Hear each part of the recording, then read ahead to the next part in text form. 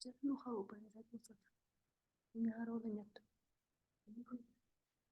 dafa am luñ ciy dëbb am lu ñuy kii lekkat noonu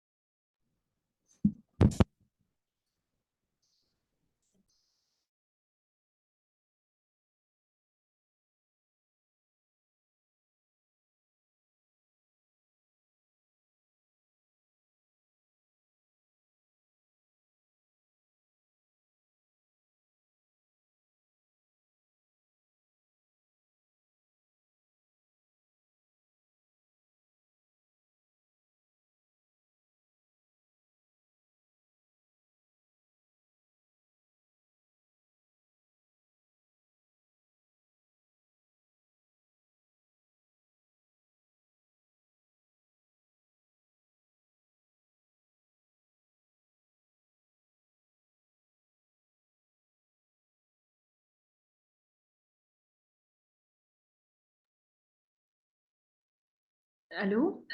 Fat Bintou?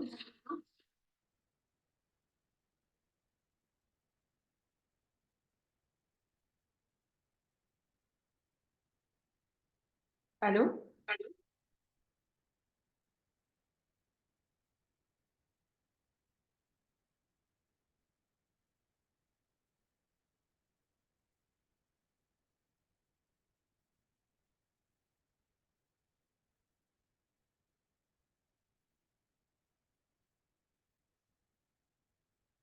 Allô, Fat Bintou, tu m'entends?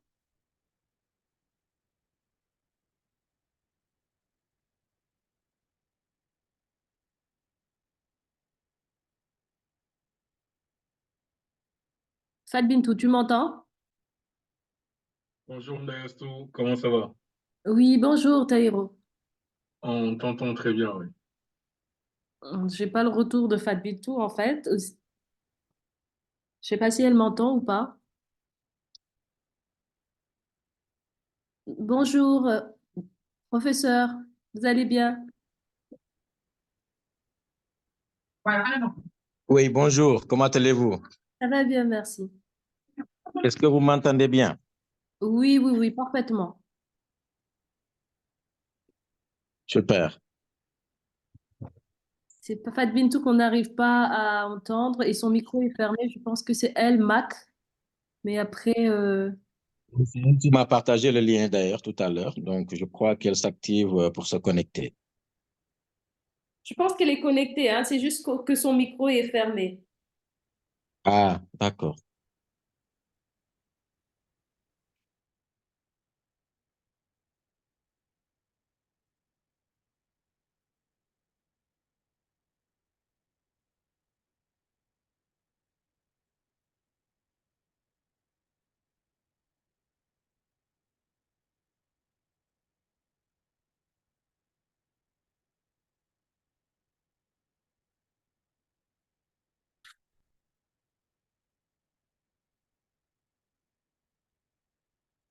Fat Bintou?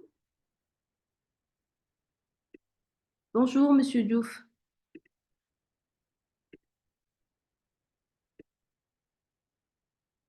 Madame Nian n'est pas là.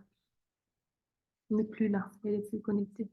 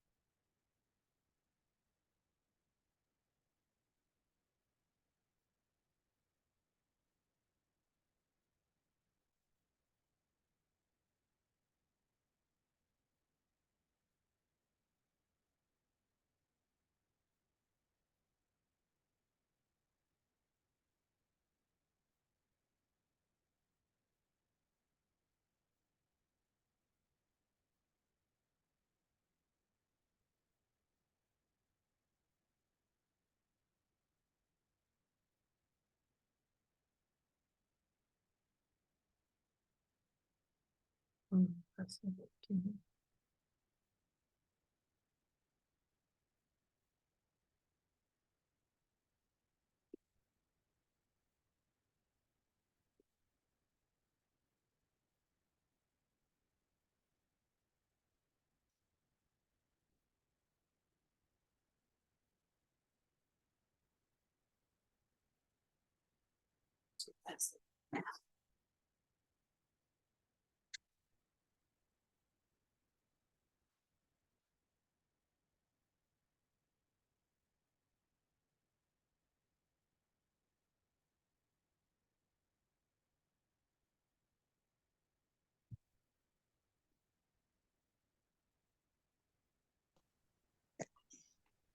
C'est bon.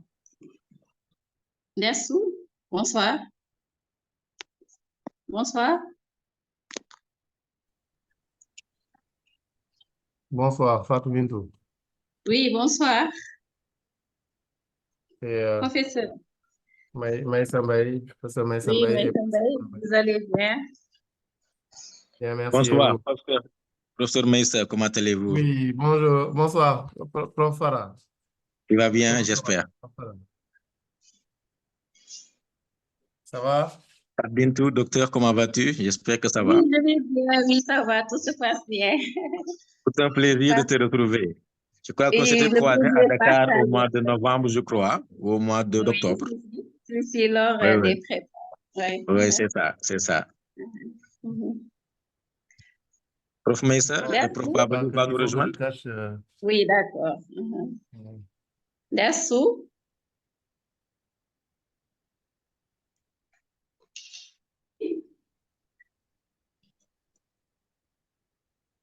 Juste, est-ce que vous pouvez me permettre de partager mon écran?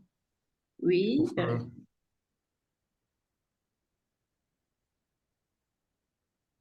On va utiliser tout de suite parce que mon truc là, ça bloque. Ah, ok. Non, non, on peut l'utiliser sinon les pieds.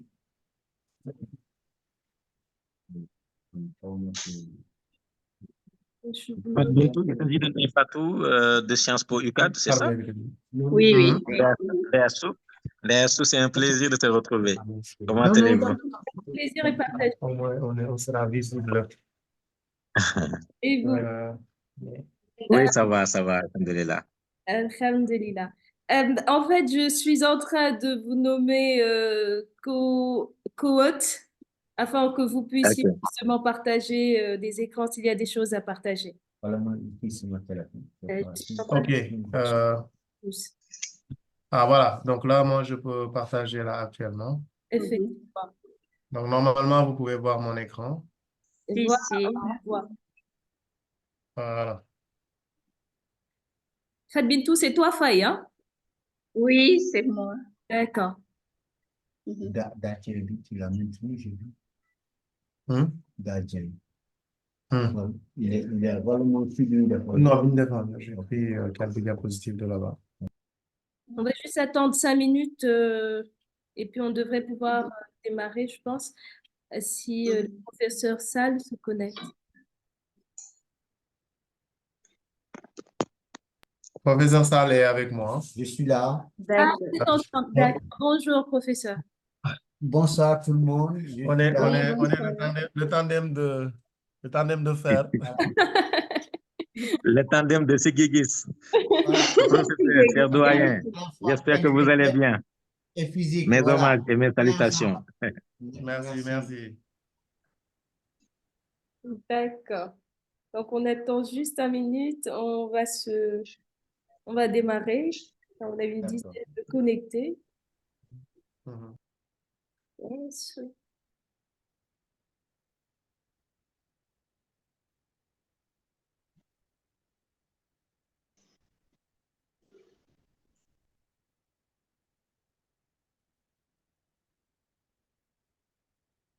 Donc, les deux modérateurs, vous allez me dire hein, quand est-ce que Mhm. je devrais commencer. Vous me dites. Hein. Oui, Fat Bintou prend le lead, hein. Voilà, moi je suis derrière. Non, non, je vous laisse. Vous me dites juste et je vous suis. Parfait. Parfait, Donc, vous Fat êtes Bintou, désigné allez-y. d'office. Non, non, vous êtes désigné d'office comme modérateur. D'accord, il n'y a pas de souci. Oui. Donc, Donc comme notre collègue Ndeyabsou l'a dit, on va attendre quelques minutes, le temps que des participants puissent nous rejoindre. Comme ça, on pourra démarrer avec un nombre assez consistant pour le webinaire. Donc, on va prendre 5 minutes. Il est 16h05. On va démarrer à 10 au plus tard. D'accord.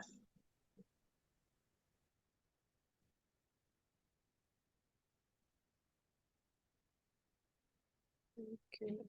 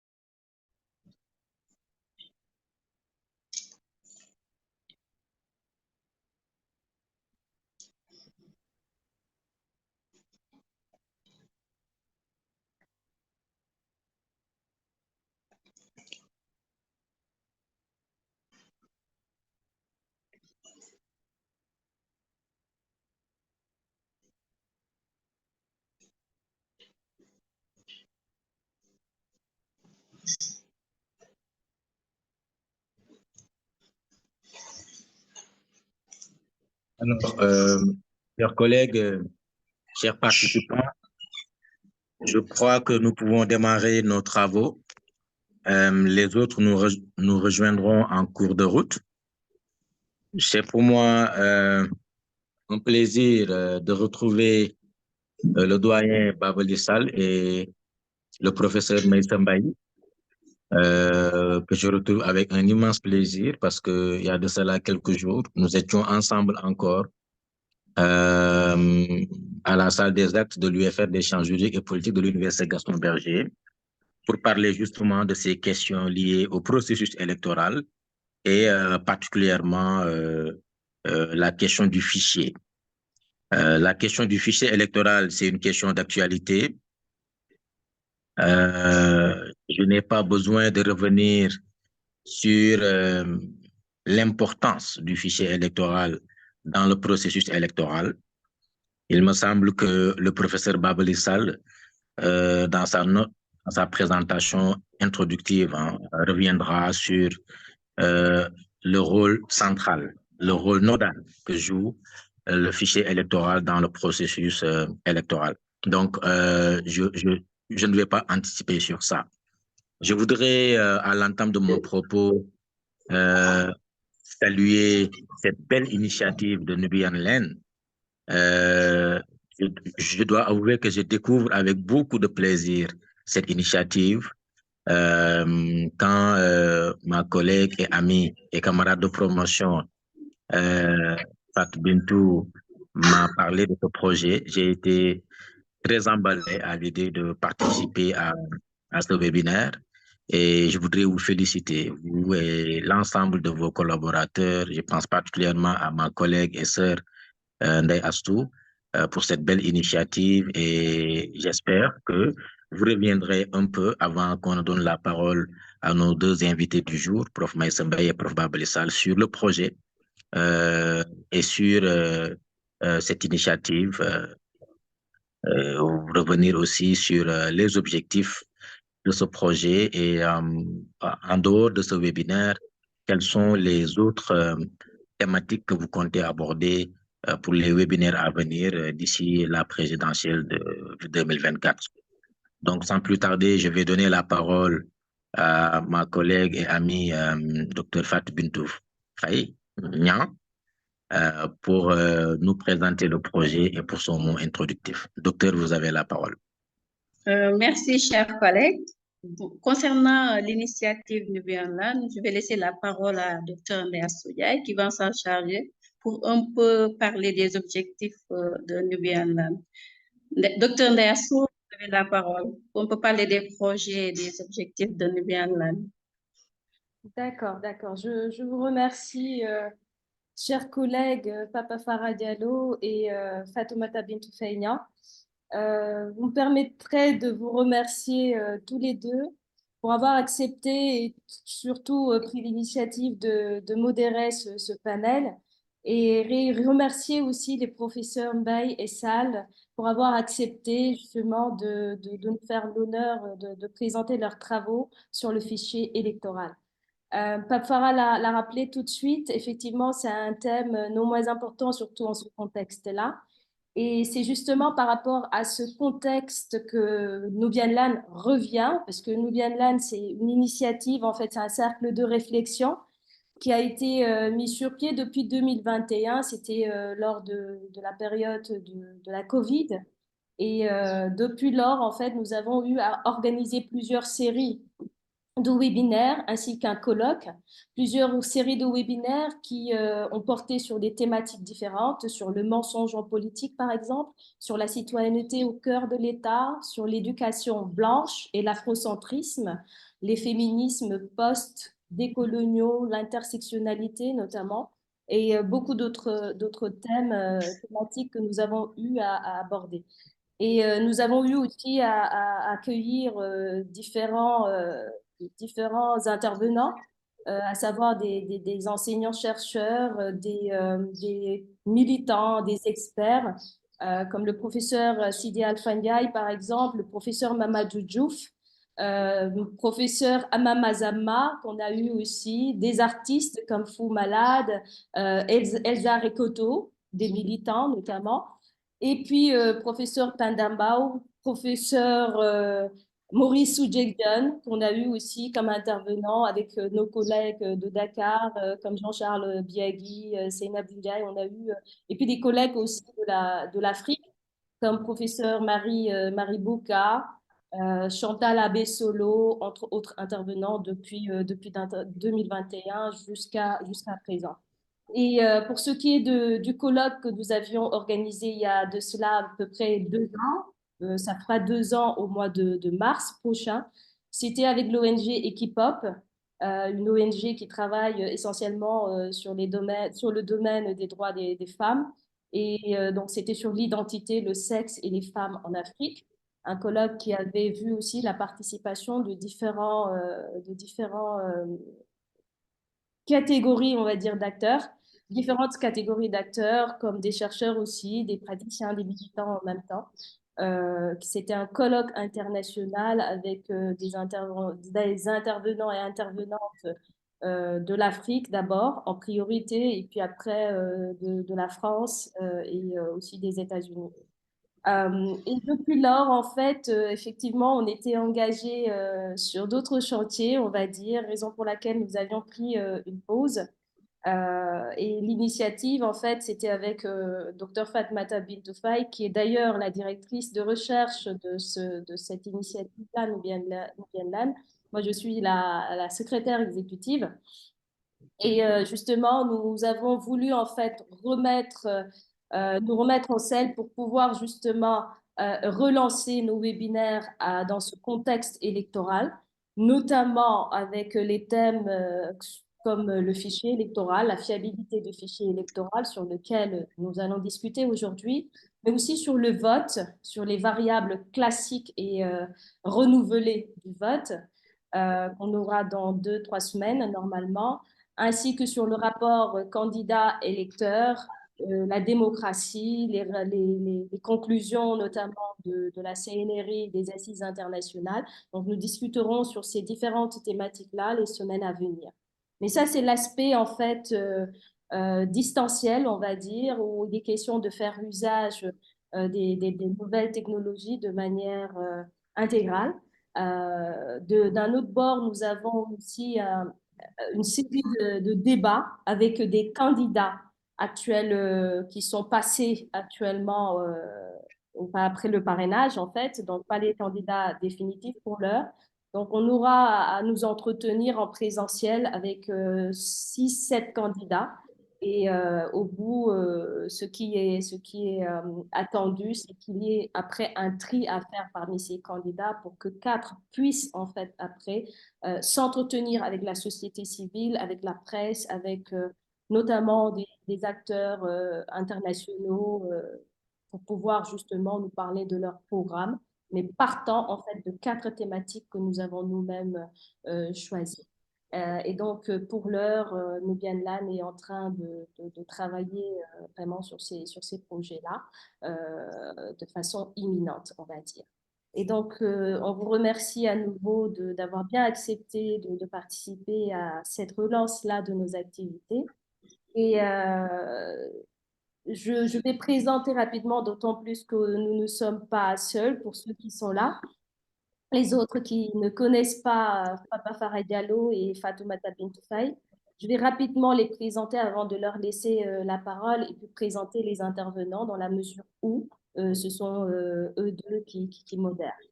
Et donc, Papa Farah Diallo, je vais commencer par Madame Faye, honneur aux dames. Madame non, Fatoumata Bintoufay est docteur en sciences politiques. Elle est maîtresse de conférences à la faculté des sciences juridiques et politiques de l'université Cheikh Anta Diop de Dakar. Madame Faye travaille exclusivement sur des thématiques rentrant dans les politiques publiques et l'évaluation politique publique de manière un peu plus spécifique. Et sa thèse a porté justement sur l'évaluation des politiques publiques énergétiques avec comme en focus les acteurs transnationaux. Et donc, elle travaille dans les domaines des relations internationales et des politiques publiques en général. Elle est aussi directrice de recherche au niveau de Nubian Irak, et membre du laboratoire institution, gouvernance démocratique et politique publique au sein du département de sciences politiques à l'université Cheikh Anta Diop.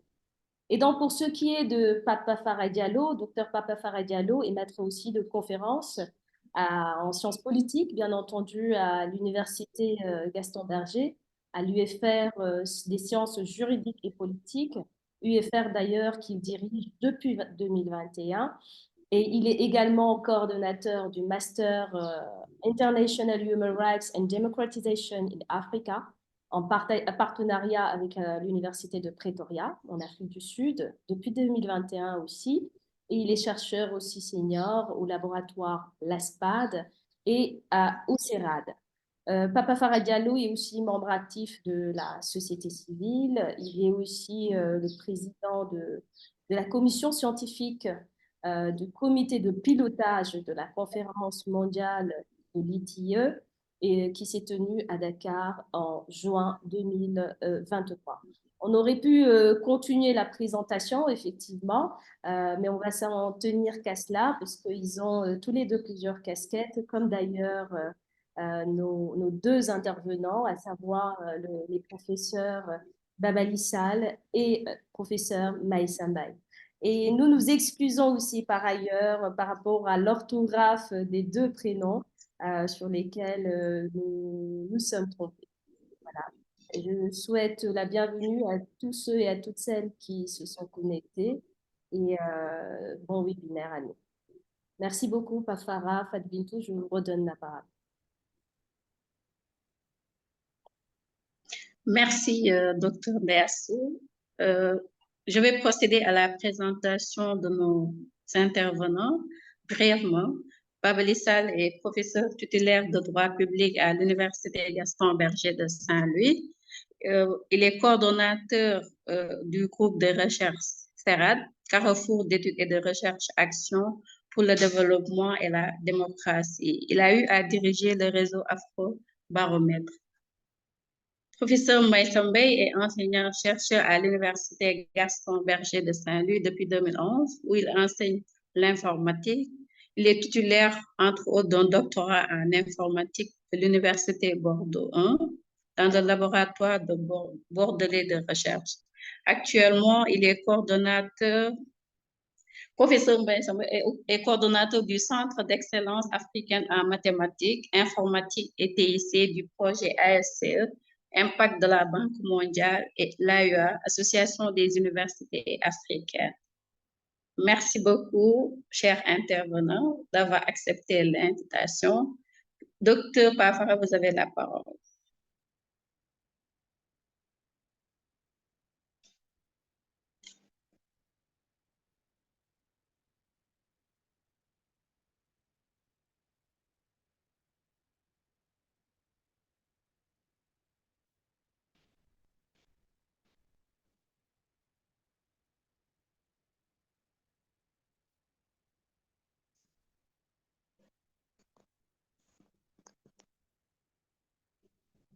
Chers collègues, Pafara, on ne vous entend pas.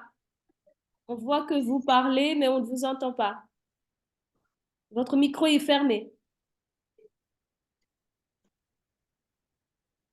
Est-ce qu'il m'entend? On ne vous entend pas.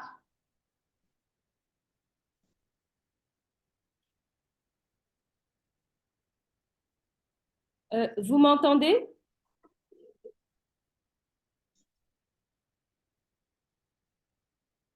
Fadbintou, tu m'entends? Oui, je vous entends. Oui. Donc, Je c'est pense pour qu'il ça qu'on est n'entend pas. parti. Oui, donc nous pouvons commencer la présentation. Ah, il est là, il est revenu. Ah, il est revenu, d'accord. Là, est-ce que vous m'entendez maintenant? Voilà, oui, là, on vous entend parfaitement. Parfait. Alors, je disais que c'est heureux pour moi d'apprendre qu'une initiative comme ça, très féconde du reste, est en train de mûrir au sein du département de sciences politiques à l'Université Cheikh Anta Diop.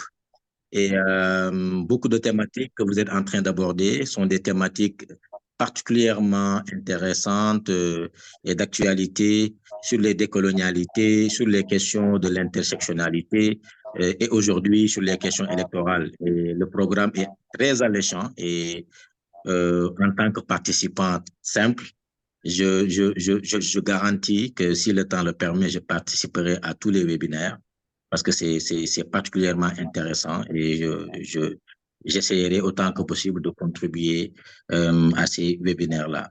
Donc, sans plus tarder, si vous le permettez, chers collègues, Dr Ndiaye et Dr Fat Bintounian, je vais donner la parole à nos deux intervenants, le professeur Messembaï, qui est un collègue et un ami, et le professeur Babali Sall, qui est un doyen, qui a co-dirigé ma thèse de doctorat en sciences politiques, et qu'il soit ici remercié pour sa générosité intellectuelle, mais aussi son engagement sans faille durant toute sa carrière à accompagner les jeunes chercheurs que nous étions pour la réussite de leur projet doctoral.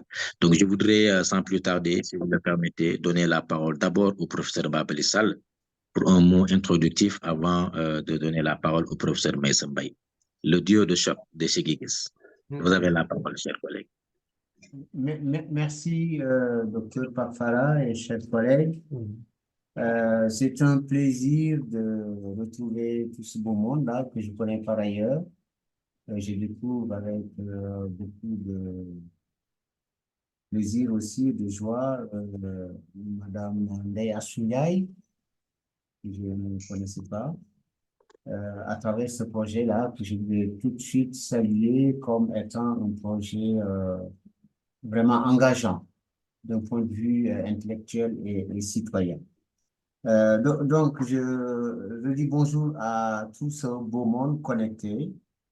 Je remercie les organisateurs, les intervenants, bref, tout le monde, hein, de près et de loin.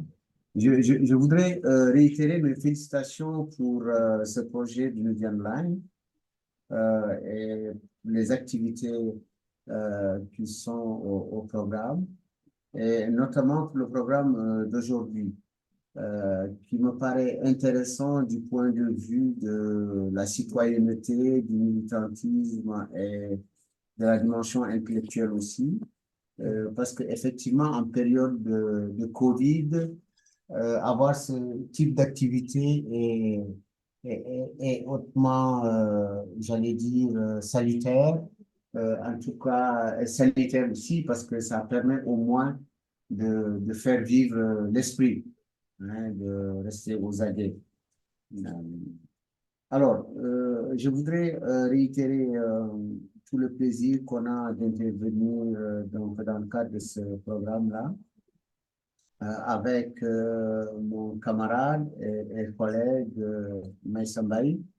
Je l'appelle petit camarade parce qu'on a une complicité intellectuelle depuis déjà une bonne dizaine d'années dans le cadre d'un groupe de recherche qu'on a mis sur pied de manière transversale qui s'appelle Sigibis et qui travaille sur les élections. On a donc une complicité paradigmatique, si l'on peut dire, parce que les élections constituent notre violon dingue. On s'est rencontrés sur ce champ de recherche-là.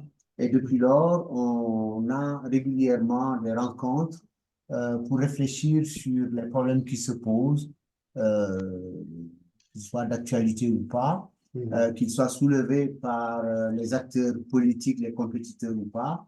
En tout cas, on essaie de produire un certain nombre de réflexions qui peuvent servir d'alerte ou de contribution, en fait, à l'ancrage de la démocratie au Sénégal.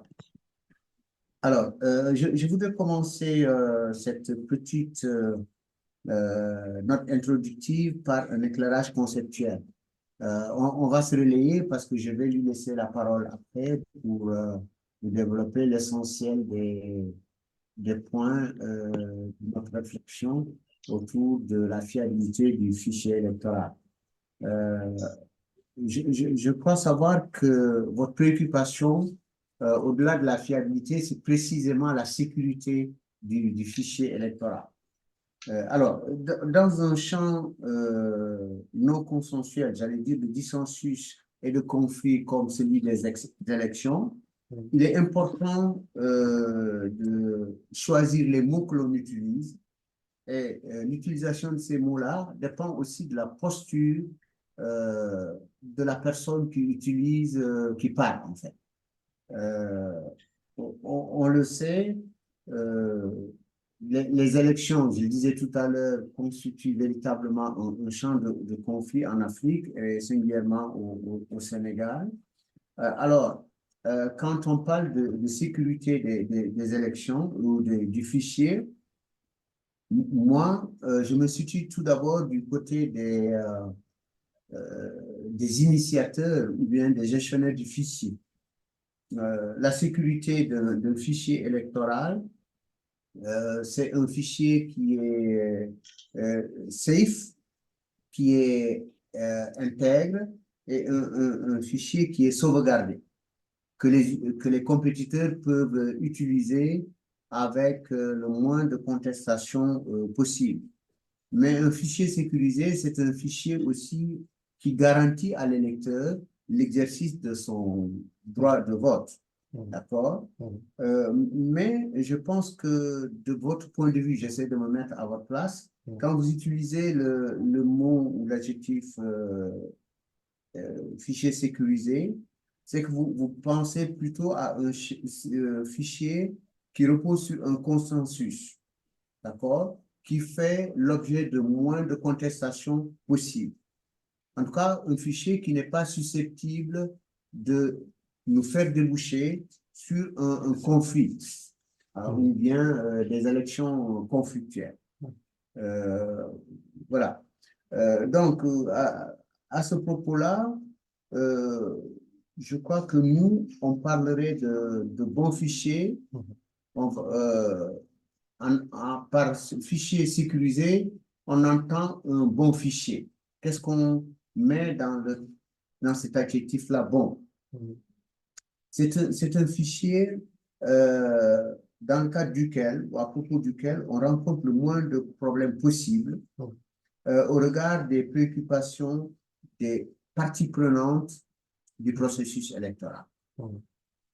Parce que le fichier n'est juste qu'une étape du processus électoral. Mais c'est une étape cruciale parce que si on n'a pas un fichier consensuel, un fichier sécurisé, un fichier sur lequel on s'entend, on s'accorde, on ne peut pas aller aux élections. D'accord? Donc, c'est une étape importante, je crois, que du processus. Donc, pour nous, un bon fichier, c'est un fichier consolidé avec le moins de contestation possible et qui pourrait avoir d'autres propriétés ou d'autres qualités aussi, comme par exemple la représentativité, l'appropriation et le partage. C'est-à-dire un fichier qui est représentatif de tous ceux qui ont le droit de participer aux élections. D'accord? Je parlerai donc du corps électoral. En fait, ensuite, un fichier qui est partagé par toutes les parties prenantes du processus électoral. D'accord? Et un fichier approprié aussi, c'est un fichier sur lequel on s'accorde. En tout cas, il y a le minimum de contestation possible ou bien de contre-indications qui feraient que les uns et les autres mettraient des conditions, en fait, à leur participation au processus électoral. Je crois qu'avant d'aller plus loin, on peut peut-être clarifier aussi la notion de partie prenante du fichier électoral. Les parties prenantes du fichier électoral, ce sont toutes les personnes qui s'intéressent au fichier électoral, qui ont un intérêt, d'accord, dans le fichier électoral. Ça peut être les acteurs principaux de l'élection, d'accord. Ça peut être aussi un certain nombre d'acteurs que l'on peut considérer comme étant plus ou moins extérieurs au processus. Des acteurs externes, mais dans le bon déroulement du processus, que le bon déroulement du processus intéresse en fait. Je veux parler ici, par exemple, des observateurs. Pour les acteurs principaux, on peut parler des autorités administratives, on peut parler des partis politiques en présence, on peut parler de la société civile, les organisations comme les acteurs individuels, on peut parler du citoyen électeur aussi, on peut parler des autorités de la justice, bref, toutes les personnes qui interviennent à un moment ou à un autre et dont le rôle peut avoir une portée, je veux dire, décisive dans le déroulement du processus. D'accord? Voilà, grosso modo, ce que je voulais dire. Maintenant, je vais laisser le soin au professeur Maïssa Mbaye de vous parler des différents points que l'on peut mettre en exergue, pointer du doigt quand on parle d'un processus sécurisé ou d'un fichier sécurisé. Merci beaucoup, Prof Babali. Désolé pour le fond qui est un peu sombre. On n'a pas beaucoup de soleil dans mon bureau. Alors, pour l'organisation de la présentation, en fait, on va se relayer avec Prof Babali. Je présente une partie, ensuite il présente une partie. Donc,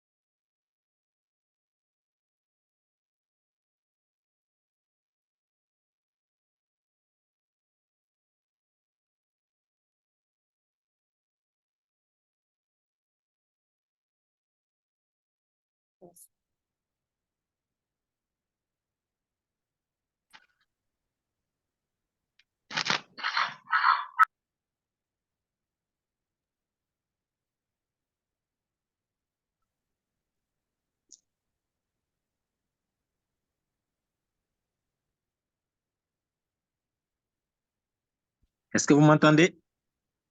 Oui, moi, je t'entends. En tout cas, je ne sais pas les autres.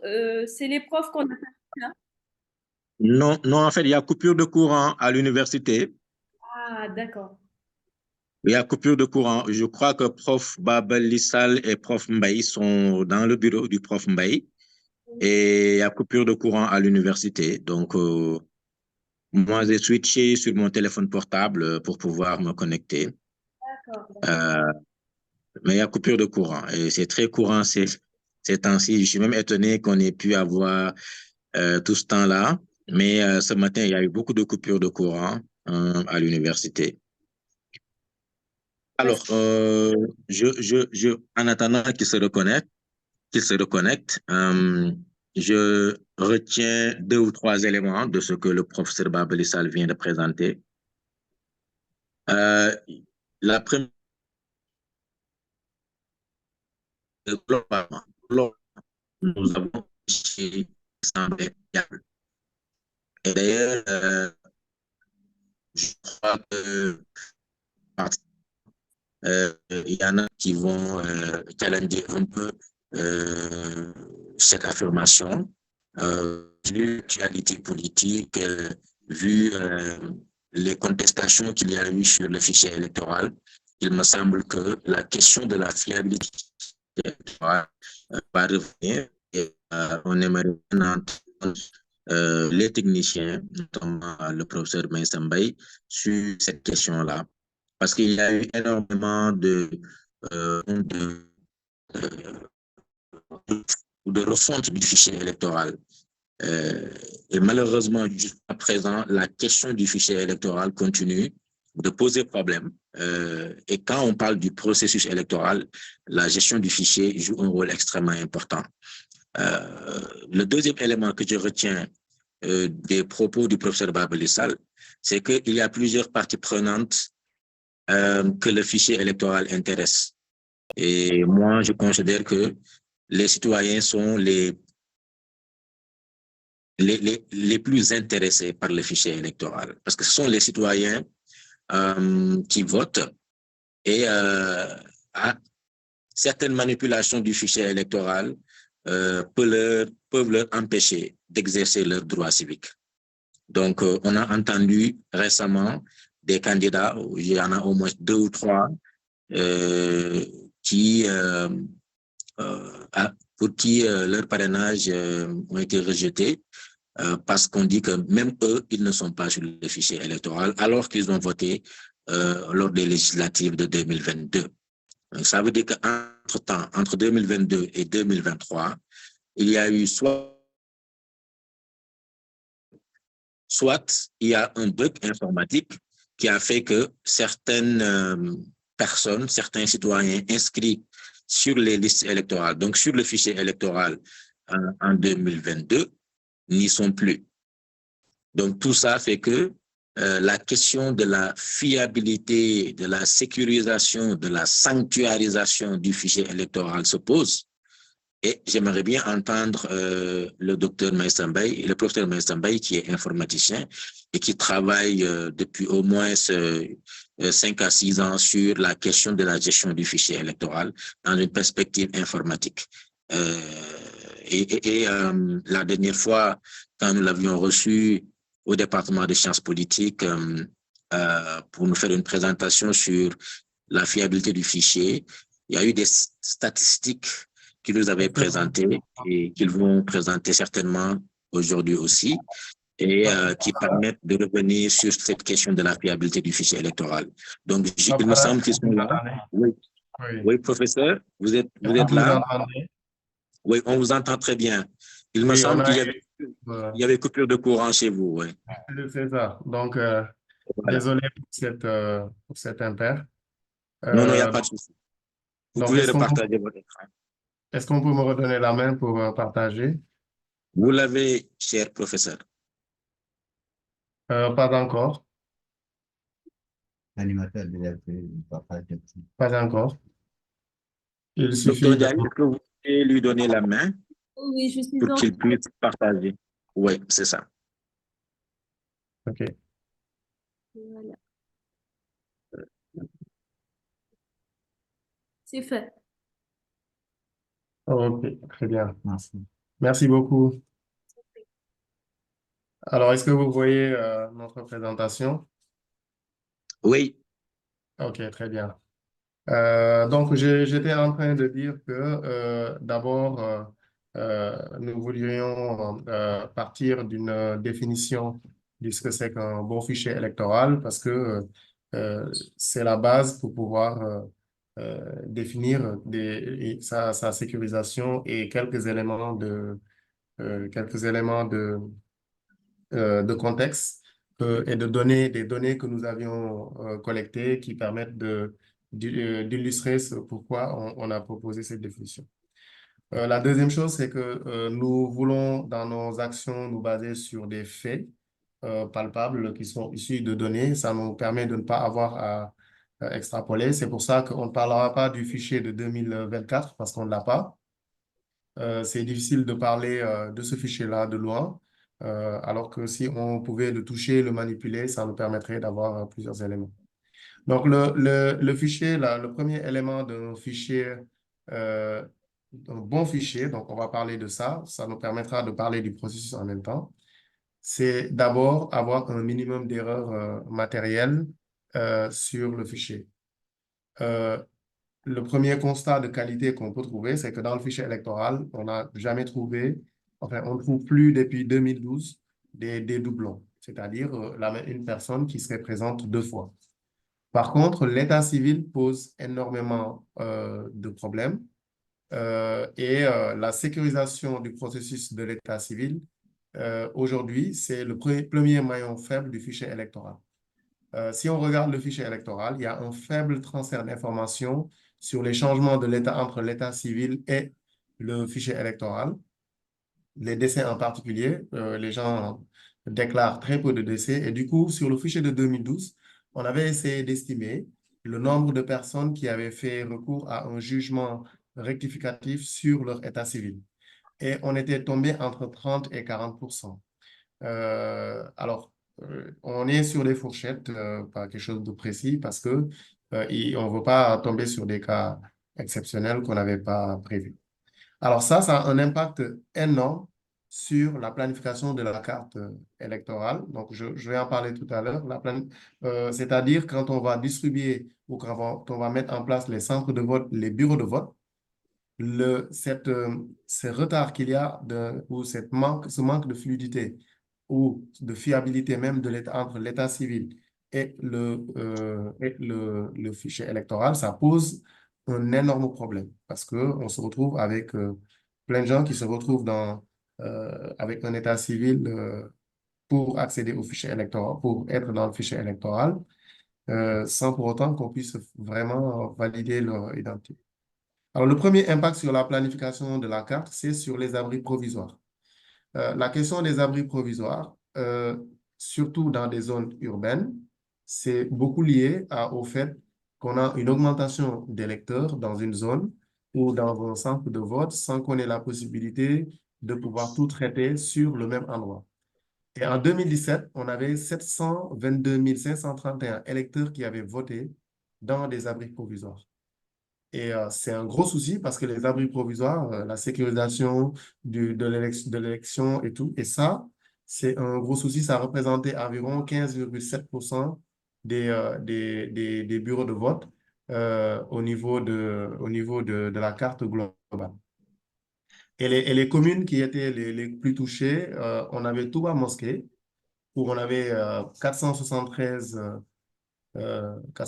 abris provisoires. Bon, ça, c'est factuel, c'est pour ça que, voilà.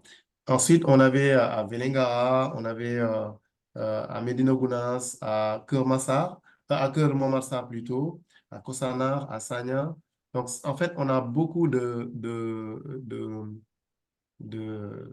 d'abris provisoires qui sont là, mais on ne sait pas exactement si les électeurs qui sont dans les fichiers et qui sont affectés dans ces abris provisoires, on devrait encore les conserver dans le fichier électoral parce que dans l'état civil, on ne peut pas faire le transfert. Et donc là, en fait, c'est le nombre d'abris provisoires, donc tel que, avec une comparaison entre 2012 et 2017 pour montrer qu'à Dakar, le nombre d'abris provisoires a baissé, alors qu'à Mbacké, ça a plutôt augmenté. Ce sont les départements. À Pikine, le nombre d'abris provisoires a explosé. C'est une anomalie pour la simple raison que c'est une zone urbaine. C'est la banlieue dakaroise. Et ça, ce sont des éléments qui peuvent avoir un impact parce que lorsqu'on prend des divisions arithmétiques entre le nombre d'électeurs sur le nombre euh, le nombre d'électeurs sur le nombre de bureaux de vote, on se retrouve dans des situations où on n'est pas sûr que les électeurs qu'on a affectés à un bureau de vote sont encore vivants.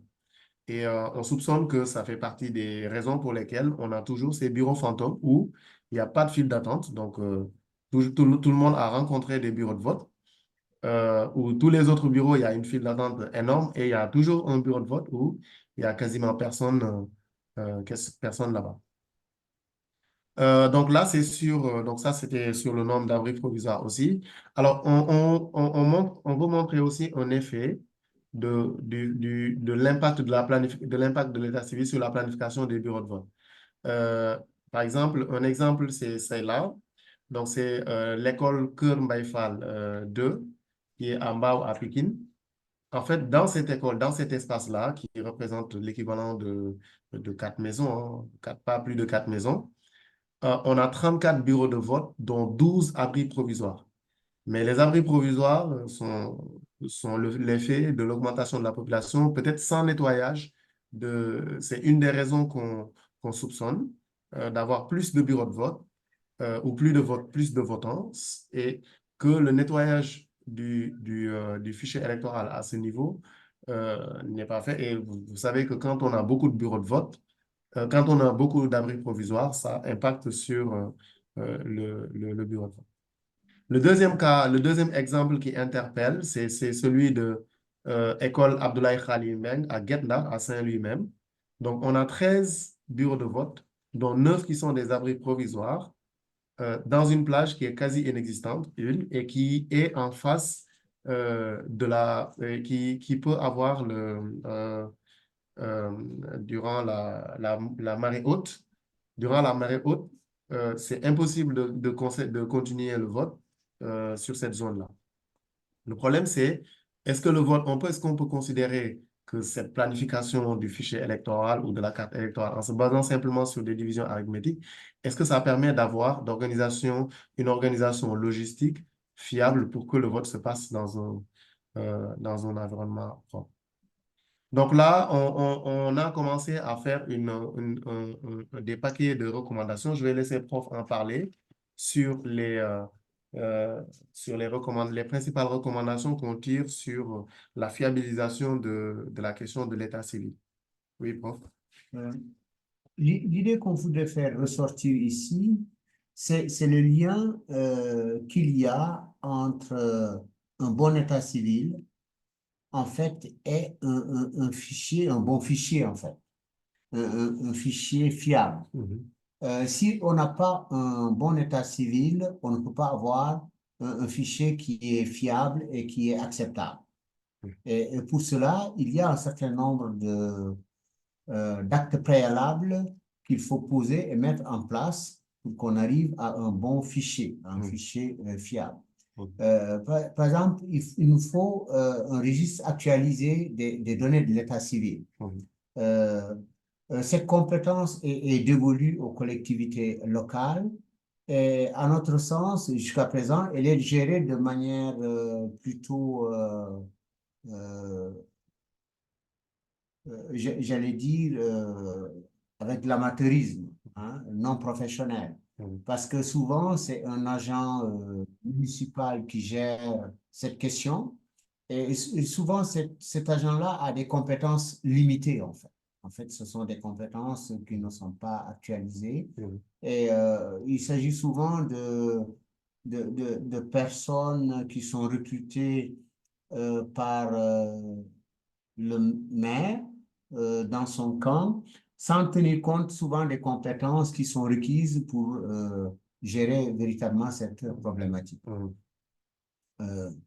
Il faut qu'il y ait une bonne articulation aussi entre l'actualisation de ces données-là et l'établissement, en fait, de la liste électorale au plan local. Mais ce que nous préconisons, c'est que cette compétence administrative-là, même si on continue à la laisser entre les mains d'agents locaux, même non spécialisés, il faudrait que en aval, que ce soit géré par une commission que l'on peut qualifier de paritaire ou en tout cas technique, c'est comme on veut. L'essentiel est que cette commission-là soit compétente pour gérer la réactualisation, la mise à jour des données électorales, c'est-à-dire l'inscription des électeurs sur le fichier électoral au plan local à partir de la modification de l'état civil. Voilà. Donc, il faut qu'il y ait une commission paritaire, ou en tout cas transversale, qui comprend des personnalités indépendantes et des représentants des partis politiques, peut-être des gens aussi qui sont nommés par l'administration locale. C'est comme on veut. L'essentiel est que le travail de cette commission soit un travail d'authentification des modifications qui interviennent dans l'état civil au niveau local. Voilà. Oui, parfaitement, prof. Donc, l'idée, c'est il faudrait qu'on crée une commission qui serait un tampon entre l'état civil et le fichier électoral et qui se chargerait de non seulement collecter de manière fiable surtout les décès, parce que ce sont les décès qui impactent le plus le fichier électoral sur le court terme, pour pouvoir les répercuter sur le fichier électoral, parce qu'on estimait en 2012 que les personnes mortes encore dans le fichier électoral étaient autour de 500 000, alors sur un fichier de 6 millions d'électeurs, c'est un stock non négligeable. Alors, la deuxième caractéristique que doit avoir un fichier électoral bon, on va l'appeler sûr, c'est d'être représentatif des différentes couches de la population.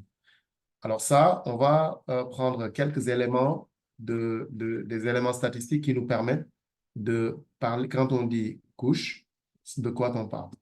Donc, la première chose, c'est de voir la dynamique déjà entre la population du Sénégal, le nombre d'inscrits et le nombre de votants. Donc, si on regarde, en réalité, la population de 1960 de 1968 jusqu'à 2012, en réalité, on a une croissance plus rapide de la population que du contenu du fichier électoral, même si en 2007, il y a eu un grand bond dans l'inscription au niveau du fichier électoral.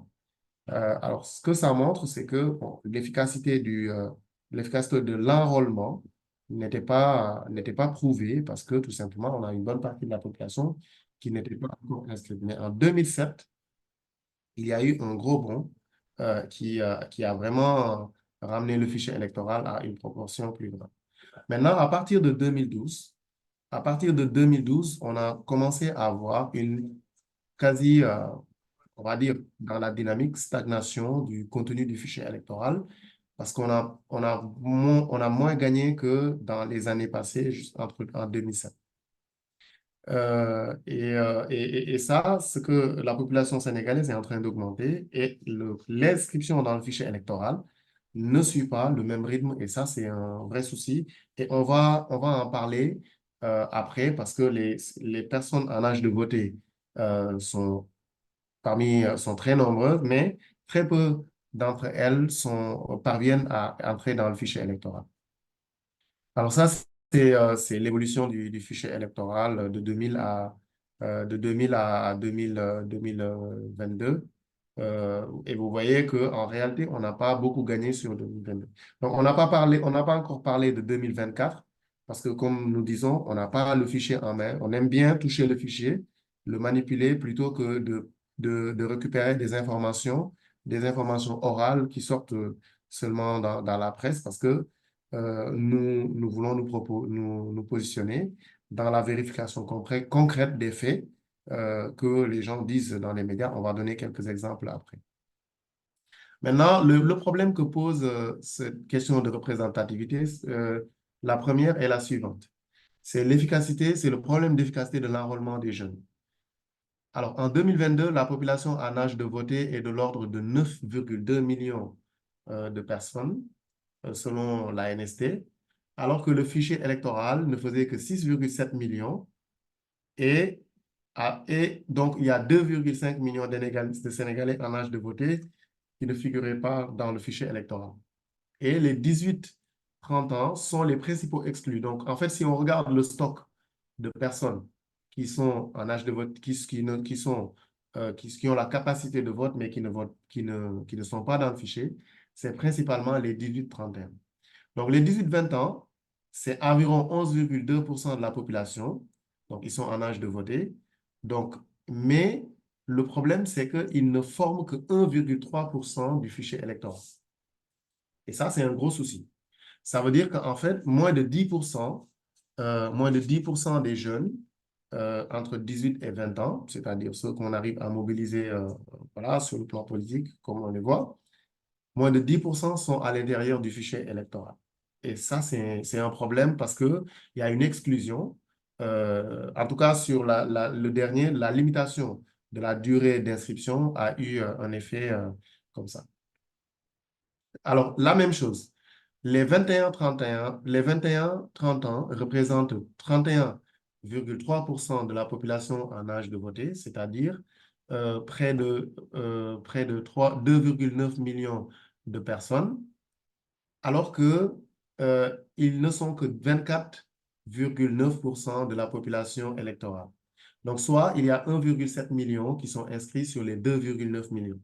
Et ça, c'est aussi un problème parce que donc, ce que ça veut dire, c'est que les 18-30 ans qui représentent un potentiel d'électeurs de presque 2 millions sur les 9, donc près de 2,2 ne sont pas inscrits dans le fichier électoral. Et ça représente un peu le stock dont on a parlé, la différence entre la population en âge de voter et le nombre de personnes qui sont dans les fichiers électoraux.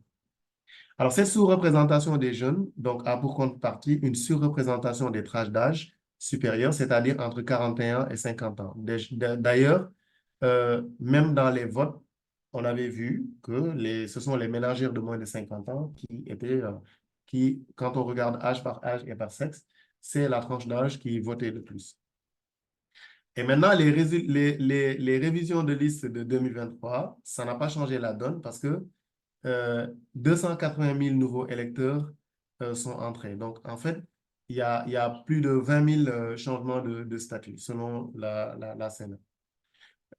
Donc, ça, c'est un vrai problème au niveau du fichier électoral, le fait que les jeunes ne soient pas inscrits.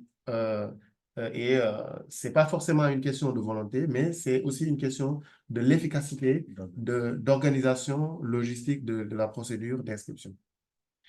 Ensuite, il y a un autre fait qui est la corrélation entre l'augmentation démographique et la dynamique d'inscription dans le fichier électoral. Alors, durant ces dernières années, ce qu'on a vu, c'est que l'électorat la croissance de l'électorat a été plus forte dans le centre-est et nord-est, plutôt dans le Fouta, que dans les départements de la région ou la région de Dakar. On va donner quelques exemples après.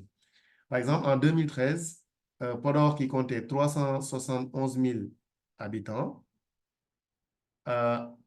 et en avait recruté 63 000 en 2019, tandis que le nombre d'inscrits qui s'est établi à 66 790 entre 2012 et 2019. Donc, c'est une évolution fulgurante. On passe vraiment du simple au triple. Donc, cette évolution n'a pas été observée, par exemple, dans les départements de Dakar, comme Guédiawaye, la région de Dakar, dont la population la population électorale a légèrement diminué ou stagné. Donc, entre 2013 et 2019, donc, la croissance démographique a été quasi similaire à celui de Podor, avec plus de 62 000 nouveaux habitants au kilomètre carré, mais ils n'ont inscrit que 8 063. Les tableaux vont permettre de mieux voir ce que je suis en train de dire. Donc, Guédiawaye a enregistré moins d'électeurs sur la période de 2012-2019 que le département de Ranérou, qui a un poids électoral 15 fois inférieur. Et ça, ce sont des dynamiques d'inscription qui ne vont pas dans le même sens de l'évolution démographique. C'est une décorrélation. Donc, je donne ici un exemple de graphique. Ce qui est important peut-être de voir, c'est celui-là, Dakar. Entre 2012 et 2017, Dakar a même perdu des électeurs. C'est-à-dire le nombre d'électeurs est passé à un nombre négatif, relativement. Alors que Ranérou a fait une augmentation de 71% dans la population. Podor est arrivé à 35, 45 dans le Salémata et autres.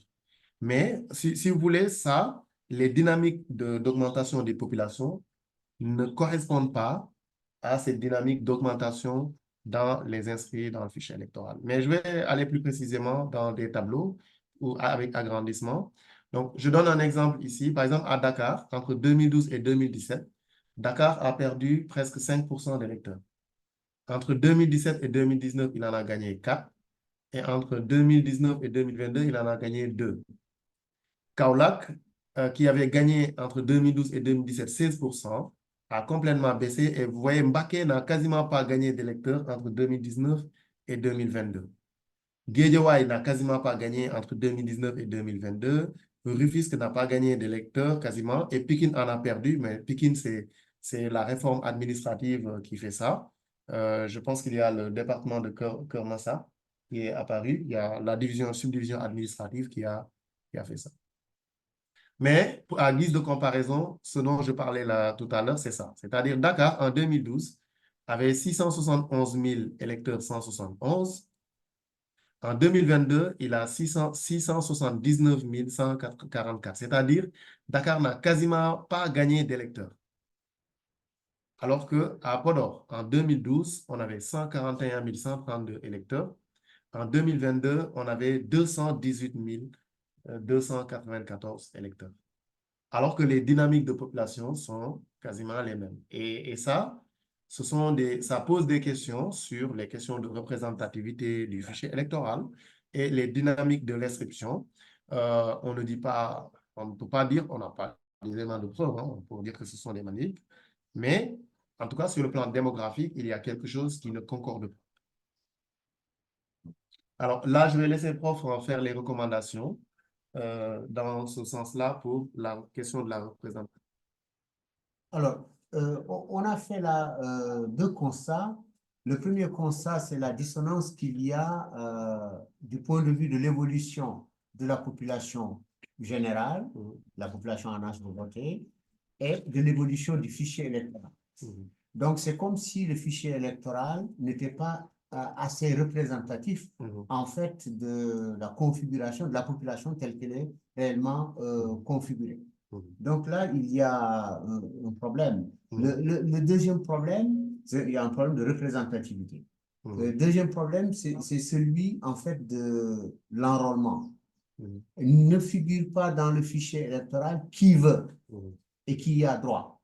Ça, c'est un problème de droits de l'homme, mais c'est un problème citoyen aussi. Donc, on peut faire ici deux recommandations. La première recommandation relativement à la transparence du fichier électoral. Il faudrait que ce soit un fichier qu'on peut consulter pour savoir si véritablement on y est ou pas, et que ce soit un fichier aussi disponible suffisamment à temps pour que, en cas de contestation, qu'on puisse rétablir le citoyen électeur dans son droit.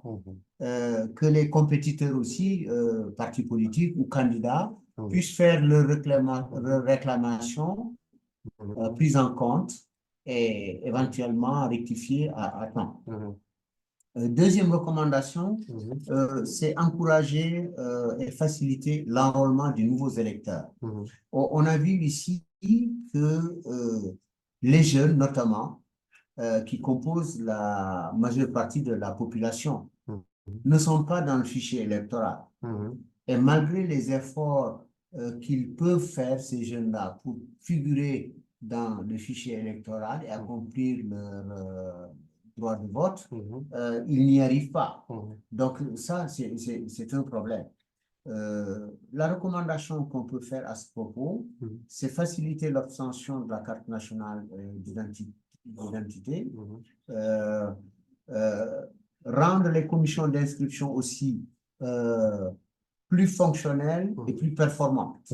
Parce que si on a constaté une faiblesse de l'enrôlement, c'est que quelque part, ces commissions-là n'ont pas été optimales aussi dans le processus d'inscription ou de réinscription des électeurs. Alors, il faudrait peut-être penser à lever aussi tous les écueils qui peuvent entourer les changements de domicile. C'est-à-dire, là, on ne parle pas des nouveaux électeurs, mais plutôt des électeurs qui sont déjà dans le fichier et qui changent de domicile, par exemple, qui changent de statut. À ce propos, je crois qu'il faudrait leur faciliter la tâche et surtout renforcer la transparence autour de la mobilité des électeurs. Parce qu'on peut constater parfois des mouvements d'électeurs qui ne sont pas justifiés du tout. Peut-être que le professeur Maïsamba n'a pas eu le temps de vous en parler, mais il y a certaines curiosités auxquelles on peut, qu'on peut pointer du doigt, par exemple, si on entre dans le fichier et si on entre aussi dans ce qu'on peut appeler la territorialisation du fichier, Mhm. en essayant de mettre chaque groupe d'électeurs dans sa zone. Voilà. Une dernière recommandation, c'est l'implication de la société civile dans une campagne d'information et de sensibilisation des électeurs, notamment des nouveaux électeurs, à la veille des élections. Parce que le professeur Maïsamba vous a parlé de la pique que l'on a eue en 2007. En fait, cette pique-là s'explique tout simplement par l'implication à l'époque de la société civile dans une campagne de sensibilisation pour l'inscription sur les listes électorales. On se rappelle à l'époque, je crois, il y a eu un soutien de l'USAID notamment, je ne vais pas faire de la publicité, qui a appuyé la société civile pour qu'il y ait plus d'électeurs et de nouveaux inscrits sur les listes électorales. Voilà ce qu'on peut faire en termes de recommandations, mais aussi ouvrir un délai beaucoup plus important pour cette période d'enrôlement. Je crois que c'est quelque chose qui encouragerait aussi voilà, une inscription beaucoup plus massive. Alors, on avait quelques transparences supplémentaires, mais on nous annonce que le temps est bientôt terminé. Donc, je ne sais pas si on continue 5 minutes ou bien on s'arrête. Fafara? Oui, allez-y pour 4 minutes, comme ça à 17h15, on pourra donner la parole au public. D'accord, ok, en 4 minutes. Alors, Ouais. ce que je voulais dire pour étayer ce que le prof dit quand il dit il faut partager l'information à accès consultable par les acteurs, c'est que quand le fichier n'est pas partagé, ça ouvre la voie à des rumeurs et à des suspicions. Et on avait l'exemple en 2012 de la rumeur qui disait que les Bah Diallo et Sow étaient devenus plus nombreux dans le fichier que les Diop, Ndiaye et Fall. Et ça avait commencé à créer une tension de xénophobie contre surtout les Paul Fouta. Et ça, c'était un problème. Maintenant, ce qui est difficile, c'est comment on va rendre ce fichier accessible et en même temps assurer la protection des données personnelles. Parce que tout simplement, on a commencé à voir, surtout avec le parrainage, la circulation de données personnelles de manière complètement anarchique. Et ça, c'est un gros souci. Mais en tout cas, pour les cas Bah Diallo les Bah Diallo et Sow, ça, on avait regardé dans les détails le fichier électoral et on avait vu qu'il y avait rien à voir. Les Bah Diallo et Sow, ils n'étaient pas les plus nombreux, comme vous pouvez le voir. Et ensuite, ils n'étaient pas là où on les attendait. Ils sont plus vers les zones où il y a de l'activité économique, ce qui correspond à la réalité de leur économie. Et ils ne sont pas dans les zones frontalières dont on parle, c'est-à-dire au sud, à la frontière guinéenne. Ils sont plutôt à Podor, à Dakar, à Pikine, un peu à Linguère, à Matam. Donc, ils ne sont pas majoritairement aux endroits où les gens ont déclaré, où ils étaient inscrits en majorité. Donc, c'est pour ça que c'est toujours important de voir des données factuelles qui nous permettent de vérifier est-ce que les rumeurs dont on parle, est-ce que ces rumeurs c'est vrai? Est-ce que c'est vrai? Parfois, les gens disent que les électeurs sont inscrits en masse quelque part, mais on ne peut pas le vérifier si on n'a pas le fichier électoral. Par contre, au fil des années, on s'est rendu compte qu'en fait, la quantité de données que le ministère de l'Intérieur diffuse n'a pas arrêté de diminuer.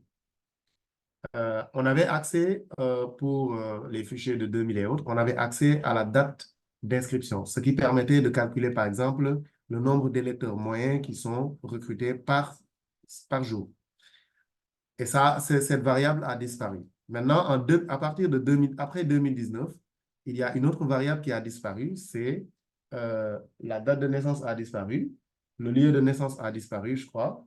Il y a aussi le numéro d'identification nationale a disparu. Donc, en fait, même si on connaît quel est le nombre d'électeurs, c'est impossible de vérifier est-ce que ce sont des primo-votants ou bien est-ce que ce sont des anciens qui viennent juste de venir dans le fichier électoral, donc des personnes qui viennent d'accéder à une première inscription au fichier électoral, même si ce sont des adultes depuis longtemps.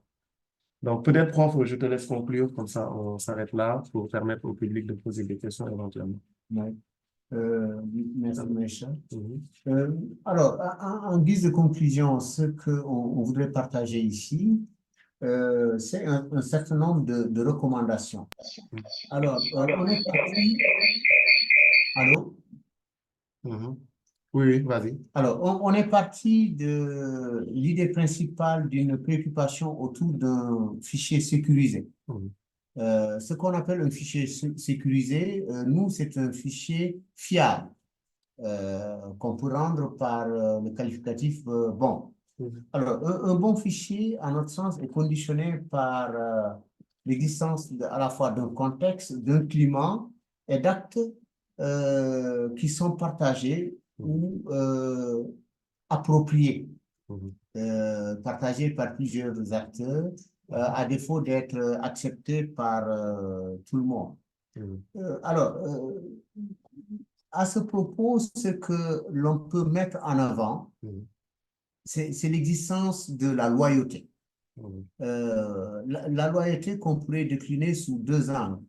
Une loyauté à la fois institutionnelle et une loyauté individuelle. La loyauté institutionnelle, c'est qu'il faut comprendre que on est dans le cadre d'un espace que tout le monde qualifie de meilleur, c'est-à-dire l'espace démocratique. Mhm.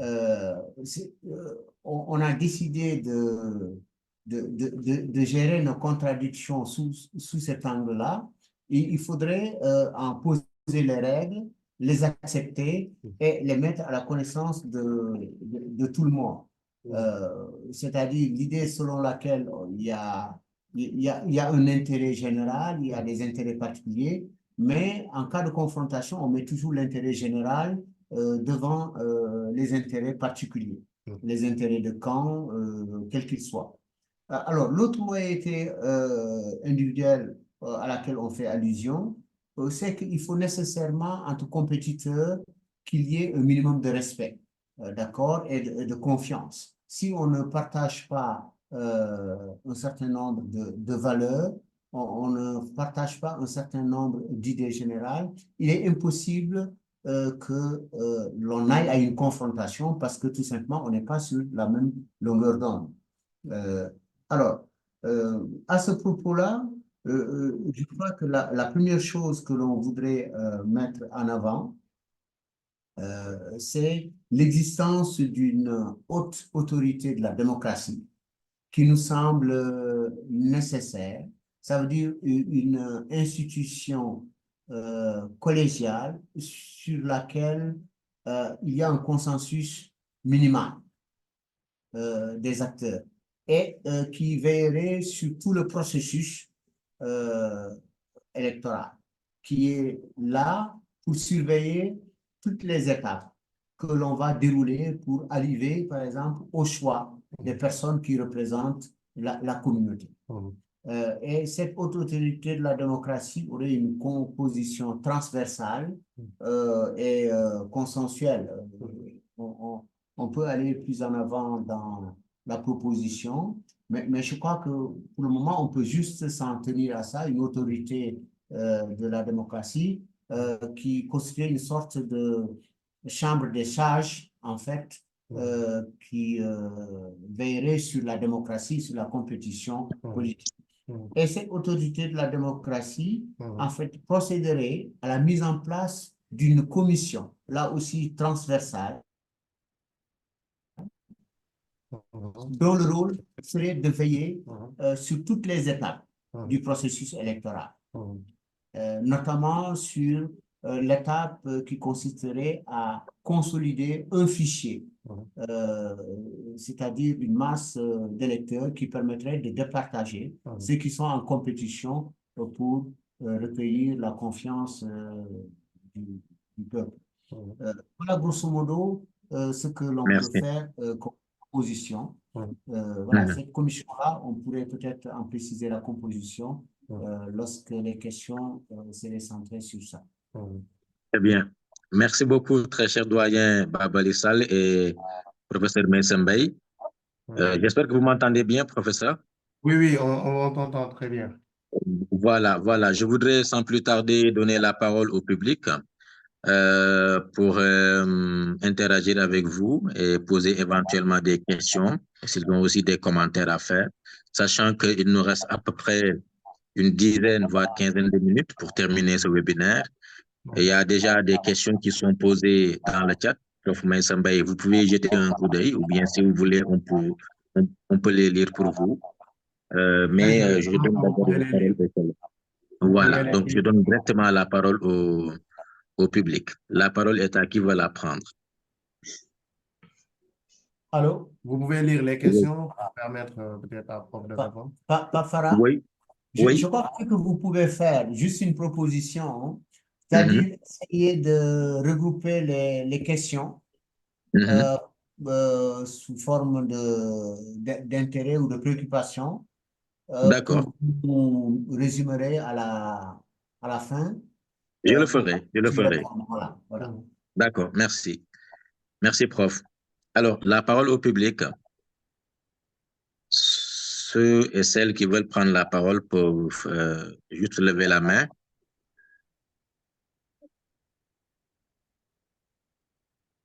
Ou prendre la parole directement. Bonsoir. Ndiaga Sylla. Bonsoir. Ndiaga Sylla, expert électoral. Monsieur Sylla, c'est un plaisir de vous avoir dans ce webinaire. Tout le plaisir est pour moi, surtout j'ai eu l'honneur d'écouter l'éminent professeur Babali, que j'ai eu l'occasion de rencontrer à 2 reprises et je pense que c'est dans le cadre du processus électoral. Je ne sais pas, professeur, vous vous souvenez, un jour on a quitté une conférence ou un panel à Gorée Institut. Oui.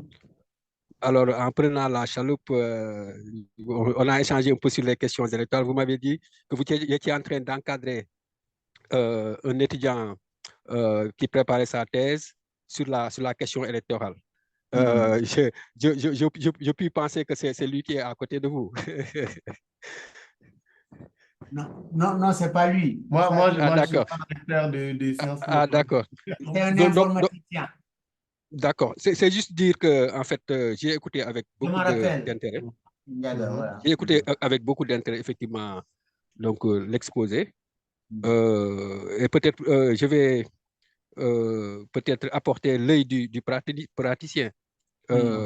C'est pour dire simplement que je suis en phase totalement avec vous, d'abord au niveau des principes qui ont été définis, qui devraient effectivement donc sous-tendre en fait la constitution du fichier électoral, et principalement le principe d'inclusivité, la question le principe de la fiabilité, qui s'assimile un peu à la question de la sécurité, sauf qu'il y a peut-être une légère différence, parce que souvent on a tendance à considérer que la sécurité renvoie à la protection en fait donc des données, de manière à ce que, par exemple, un intrus ne puisse pas effectivement donc entrer dans le système et manipuler les données.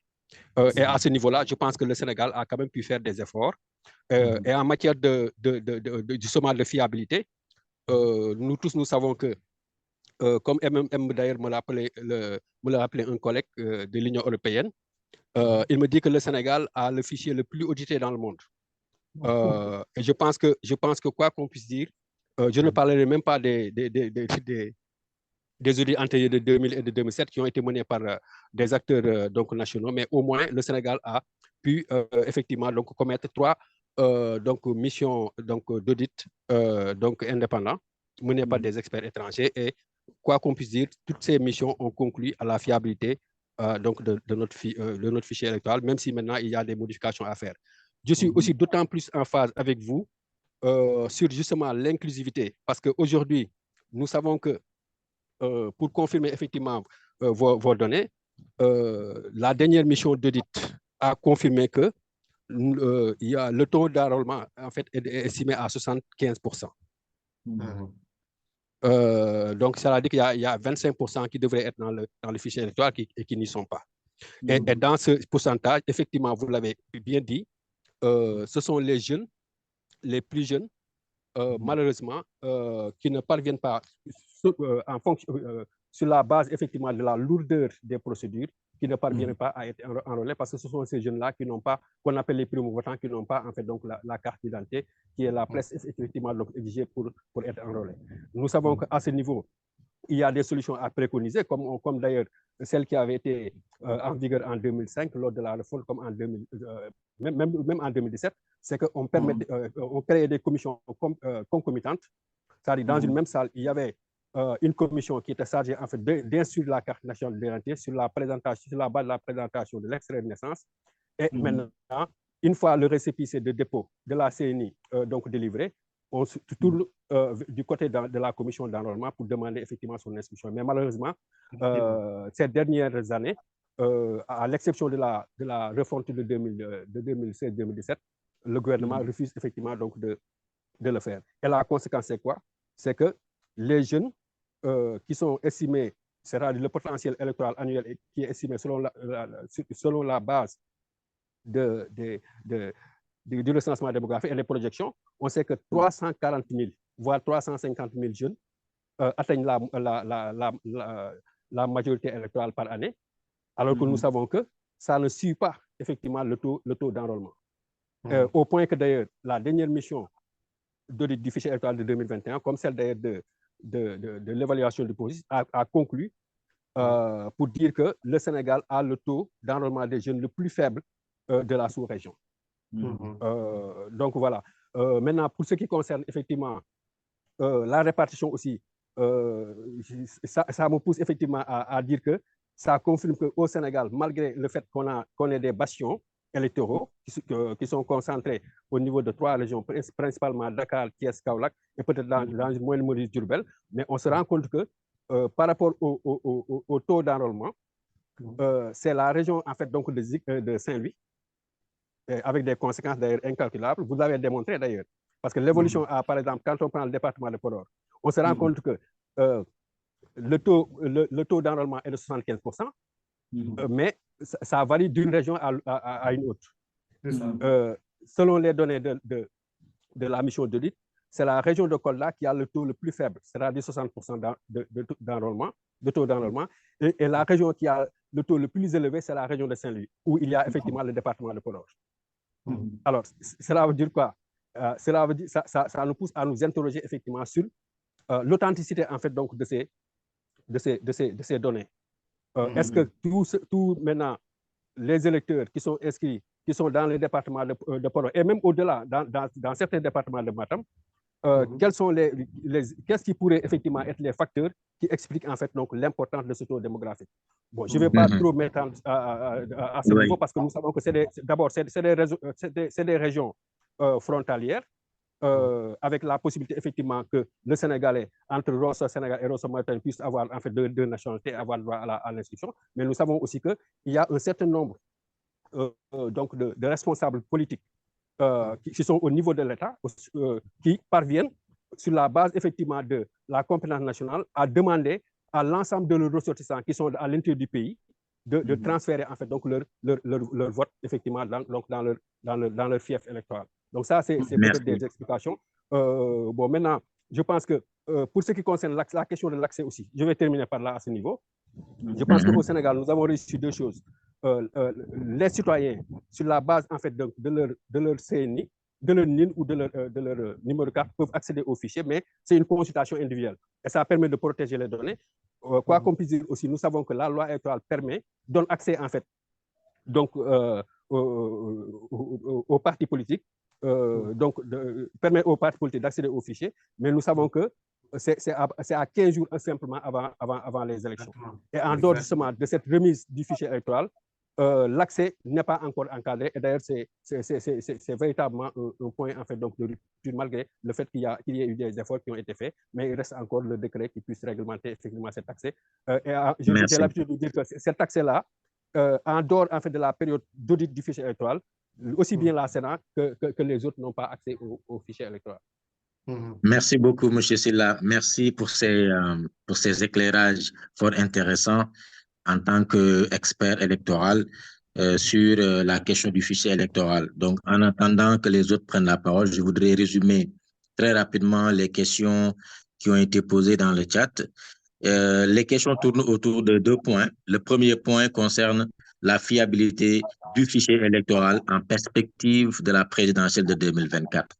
Euh, Est-ce que nous pouvons dire que pour les élections à venir, ce fichier-là que nous avons, c'est un bon fichier, sachant que même la Sénat, qui est l'organe de supervision du processus électoral, a déclaré qu'elle n'a pas encore le bon fichier. Est-ce que aussi ce fichier est inclusif dans le sens où tous ceux qui devraient être sur le fichier y sont? Par exemple, ce que vous venez de démontrer dans le cadre de votre présentation, qu'il y a énormément de jeunes de 18, 25 ou 18, 30 qui devaient être dans le fichier et qui n'y sont pas. Est-ce que vous pensez qu'avec avec l'enrôlement qu'on a eu, qui a duré qu'un mois, est-ce qu'on a pu corriger un peu cela? Et enfin, juridiquement, n'est-il pas tard pour le moment, on est à quelques encablures de l'élection, de parler encore de la question du fichier électoral et de sa sécurisation. Voilà globalement les quelques questions. Il y a aussi une autre question qui a été posée sur les doublons, sur les abris provisoires. Qu'est-ce que vous envisagez? Quelle solution envisager pour venir à bout des abris provisoires? Merci. Peut-être, oui. Alors, merci. Dagasila, c'est un plaisir effectivement de se retrouver. Je me rappelle parfaitement de cette discussion-là qu'on avait eue en rentrant de Gola Institute. Et je crois que peut-être qu'on s'était vu aussi lors d'un atelier qui avait été organisé en 2019. J'étais avec Maïssa à Mamoun. Voilà. Voilà. En tout cas, ce sont des moments de... Professeur, on a 5 minutes. De plaisir. Oui, oui, non, je voulais juste remercier répondre aux questions. et lui dire que nous suivons ce qu'il est en train de faire, c'est important. Mais le problème du hiatus qu'il y a, des courbes d'évolution démographique et d'un côté et électoral de l'autre, ça c'est un véritable problème. On ne peut pas l'expliquer. Je crois qu'il y a une contradiction quand on voit des zones désertiques où les électeurs sont beaucoup plus mobilisés qu'en ville. Il y a vraiment une contradiction du point de vue quantitatif, hein. Mais il y a une contradiction aussi du point de vue de la doctrine et de la théorie sur les élections. Maintenant, il y a un autre problème aussi que l'on a soulevé, c'est la transparence des mécanismes d'enrôlement. Vraiment, on ne sait pas trop comment se passent les inscriptions. Et puis, les commissions qui sont administratives, qui sont chargées de ça, on dirait que ne font pas un bon travail parce que c'est anormal que l'on retrouve autant de jeunes dans la nature, des jeunes qui ont envie de voter, d'exercer leur droit de vote et qui n'y arrivent pas parce que tout simplement les délais ne sont pas suffisants ou bien que la commission leur pose un certain nombre de problèmes techniques. L'autre problème soulevé, c'est la disponibilité du fichier. Jusqu'à présent, on ne peut pas dire lequel fichier va constituer celui sur la base duquel on va voter. Ça, c'est un problème. On est à peine à un mois des élections. Ça c'est inadmissible, enfin. On ne peut pas comprendre ça dans le cadre d'une compétition démocratique. L'autre problème, c'est la régulation normative du processus électoral. Les règles changent tout le temps. La majorité fait comme elle veut, alors qu'on est dans un processus qui est normalement inclusif. On est dans un processus consensuel. Si on change les règles du jeu d'un jour à l'autre et avec une majorité très faible ou très étriquée, ça veut dire qu'il n'y a pas consensus sur les règles de compétition électorale. Voilà juste ce que je voudrais dire. C'est qu'actuellement, il y a un véritable problème de confiance entre les acteurs eux-mêmes, entre les compétiteurs, et ça ne conduit pas à des élections apaisées, ni à des résultats qui sont incontestés. Voilà. Moi, je voudrais juste répondre rapidement à la question de M. Bokou. sur le fait est-ce qu'on peut se fier à ce fichier électoral. La réponse, c'est que objectivement, on ne peut rien dire parce qu'on n'a pas le fichier entre les mains. En fait, les partis, c'est l'une des conséquences de ne pas partager le fichier. Parce que si le fichier était partagé, les citoyens pourraient se faire une idée de la vérité entre ce que disent les partis politiques et ce que le Conseil constitutionnel dit. Mais on ne l'a pas. Et le fichier, on commence à avoir l'habitude au Sénégal, le fichier n'est stable que le jour du vote, j'ai l'impression. Parce qu'en 2019, il y avait une différence de 15 000 électeurs entre la carte électorale, le fichier électoral du Conseil constitutionnel et le fichier qui a été utilisé durant le vote. En fait, le fichier n'a été stable je pense, à quelques jours du vote. Et ça, c'est un vrai problème. Le fait que, même si le fichier, bon, le ministère de l'Intérieur doit avoir peut-être une version, hein, mais la circulation et surtout par rapport à ce qui se fait dans la planification, aujourd'hui, dire que le fichier il est fiable ou n'est pas fiable, ce serait prendre des risques. Parler de la fiabilité de quelque chose qu'on n'a pas en sa possession, pour moi, c'est prendre des risques de se tromper sur différentes choses. Mais nous, on aime bien toucher la matière pour pouvoir dire s'il y a un problème, c'est quoi exactement le problème. Voilà. Oui. Moi, je voulais juste rajouter le paradoxe, l'idée du paradoxe qui existe entre la notoriété de notre pays d'un point de vue démocratique et l'absence de fiabilité de son fichier, en fait. On vote dans ce pays-là depuis des décennies et des décennies, pour ne pas dire des siècles, et jusqu'à présent, on n'arrive pas à s'entendre sur un fichier fiable qui permet de départager les compétiteurs. Voyez ce qui s'est passé lors du référendum. Il a fallu que le Conseil constitutionnel intervienne par une décision et que le lendemain, que les jeunes puissent en fait aller dans les bureaux de vote pour savoir s'ils peuvent voter ou s'ils ne peuvent pas voter. D'accord? Et ils partaient d'un endroit à un autre pour trouver leur lieu de vote, pour pouvoir exercer le droit. C'est pas compréhensible, quoi. La limite, c'est inadmissible d'un point de vue politique. Voilà. Et jusqu'à présent, ce problème-là n'est pas réglé. C'est peut-être volontaire, hein, je ne sais pas. Il n'y a pas du tout de volonté manifeste de régler ce problème-là. Oui. Merci beaucoup, très cher professeur. Et les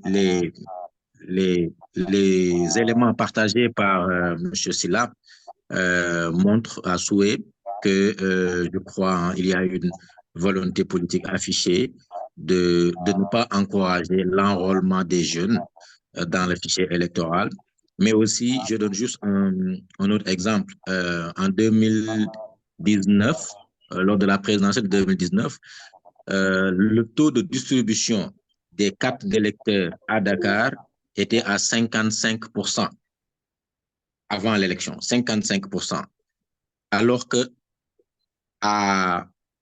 dans le Fouta, notamment à Podor, le taux de distribution des cartes d'électeurs était à 98% de taux de distribution des cartes d'électeurs. Et M. Sylla a parlé tout à l'heure des bastions électorales. Donc, il y a des bastions électoraux qui font que, excusez-moi, des bastions électoraux. Et parfois, on s'arrange pour que les cartes d'électeurs soient disponibles à des taux de récupération de plus de 98% dans des zones dont on est sûr qu'on va gagner. Et on va s'arranger pour que dans les zones définies comme étant plutôt rebelles, on fait une rétention des cartes d'électeurs. Et on peut extrapoler en disant que pour l'enrôlement sur le fichier électoral, il peut y avoir une volonté affichée de ne pas enrôler le maximum de jeunes en âge de voter, parce qu'on considérerait que voilà, la jeunesse serait assez rebelle par rapport aux partis au pouvoir, comparé à une population plus ou moins adulte ou âgée, qui serait plus favorable à un vote conservateur. Donc ça aussi, c'est des hypothèses qu'on avance et qui mériteraient d'être approfondies, testées sur le terrain avec des données fiables. Mais tout cela suppose d'avoir accès aux données et particulièrement d'avoir accès au fichier électoral qui malheureusement constitue aujourd'hui le secret le plus gardé pour le moment, alors que ça ne devrait pas être le cas malheureusement, que ce soit les partis politiques, les candidats qui sont allés au parrainage ou les simples citoyens ne peuvent pas vérifier s'ils sont véritablement sur le fichier électoral ou pas. Donc voilà, chers collègues, docteur Ndeye Astou Ndiaye et docteur Fatou Bintou Faye, les quelques éléments de commentaires que je voulais faire à l'issue de cette belle présentation du professeur Meissa Mbaye et du professeur Babali Sall et aussi des commentaires de notre ami Ndiaga Sylla, expert électoral. Si il n'y a pas d'autres... on a débordé de 10 minutes, hein, donc on devait terminer ce webinaire à 17h40. Donc s'il n'y a pas d'autres questions venant du public connecté, je voudrais vous remettre la parole, très chers collègues Fatou Bintou Faye et Dr Ndeye Astou Ndiaye. Merci, chers collègues, d'avoir accepté de modérer ce webinaire. Merci aux intervenants, professeur Babali Sall et Meissa Mbaye. Les recommandations ont été très pointues. Merci encore. Merci au cher public. Docteur Ndeye Astou, vous avez la parole. Je vous remercie, merci beaucoup à nos deux professeurs intervenants, donc professeur Sall et professeur Mbaye. Merci pour la clarté surtout et les aspects pointus que vous avez fait ressortir. Que notre expert, Monsieur Sylla, que je remercie d'ailleurs, parce qu'en fait, on s'est entretenu, je pense, hier, il était un peu souffrant. Et donc, merci pour tous ces éléments que vous avez fait ressortir. Je pense que on va en prendre soin et l'utiliser à bon escient. Donc, merci beaucoup pour tous ces aspects-là ressortis.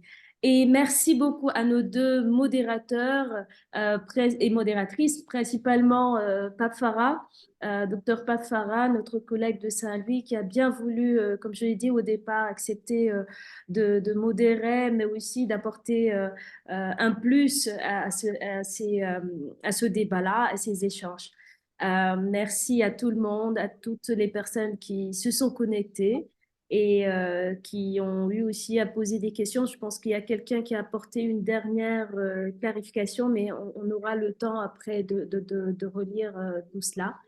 Je vous souhaite vraiment une belle fin d'après-midi et on se donne rendez-vous normalement le 22 pour le prochain thème qui va porter sur les assises nationales donc, et les conclusions de la CNRI. Faut-il les jeter aux oubliettes ou penser à une mise à jour? Et donc, quel Sénégal retenir à partir de 2024 sur ces deux thématiques-là qui sont regroupées en une, s'agissant justement des conclusions des assises nationales et celles de la CNRI, de la Commission nationale de réforme institutionnelle. Voilà. Et donc, pour ce prochain webinaire, on aura Madame Dior Falso et puis Alioune Tine et sans doute l'ancien Premier ministre, Monsieur Lamine Loum, qui vont nous éclairer sur ces questions-là. Et ce sera sous le même format, c'est-à-dire sous forme de webinaire avec deux modérateurs.